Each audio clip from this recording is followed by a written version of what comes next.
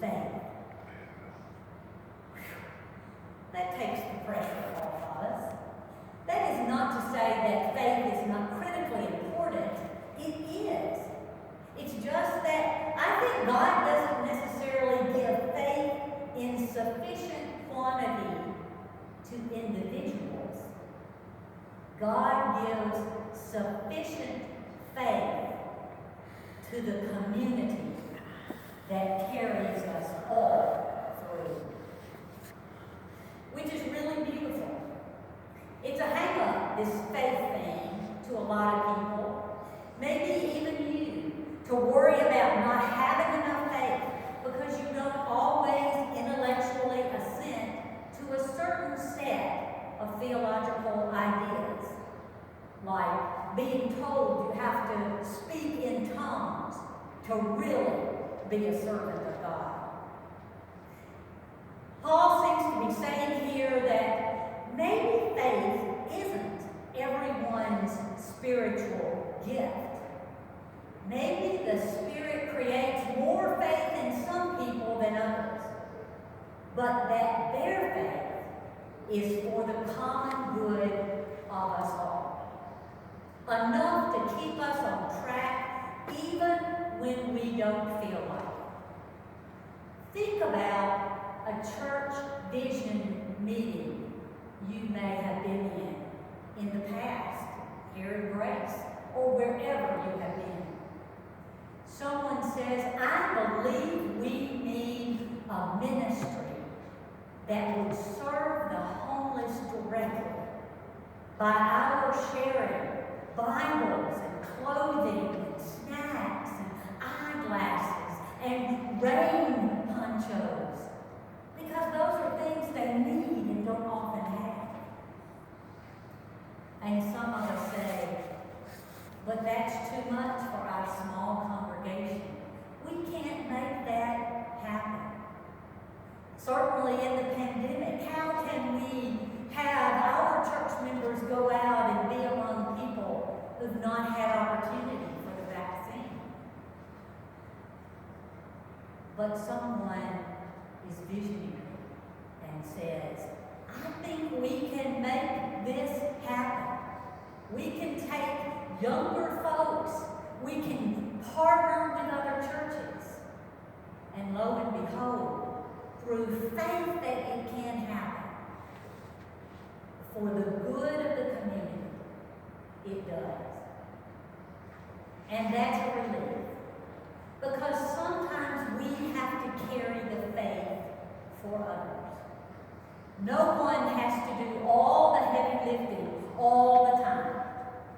Like the story from the 2nd chapter of Mark, sometimes we are the ones lowering our friend to meet Jesus. And sometimes we are the ones being lowered. Right now at Grace, we often feel, as a smaller church, we are doing the heavy lifting alone. We want this to be a church that this neighborhood needs, because there are so many needs. Most of us shoulder several spiritual gifts to keep others from faltering. Our prayers have been, oh Lord, help us grow so that we can be the witnesses that the lost, the lonely, the left out need in Midtown. And we can be a community of hope and healing. I've often told my congregations that if God has a mission for us, God will provide the gifts to make it happen. A case in point. My North Springs congregation had some folks who wanted to have a support ministry for people in recovery. But we didn't have a clue how to go about that. We toyed around the edges for a while. And then one morning, this is the truth. A man came in who was using crutches, obviously had some disability, plopped himself down in front of my desk and said, I'm a renegade Baptist pastor,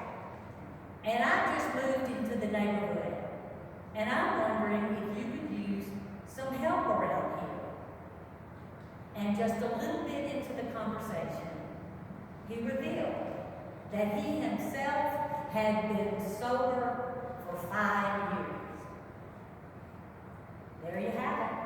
Celebrate Recovery started as soon as we could get our volunteers trained and ready.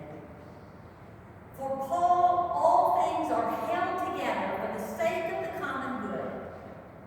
For many of us, though, we have been raised to believe to be strong is to be self-sufficient. To have freedom is to be autonomous. And to have faith alone, to believe at all times and never waver. It's up to you to get her done.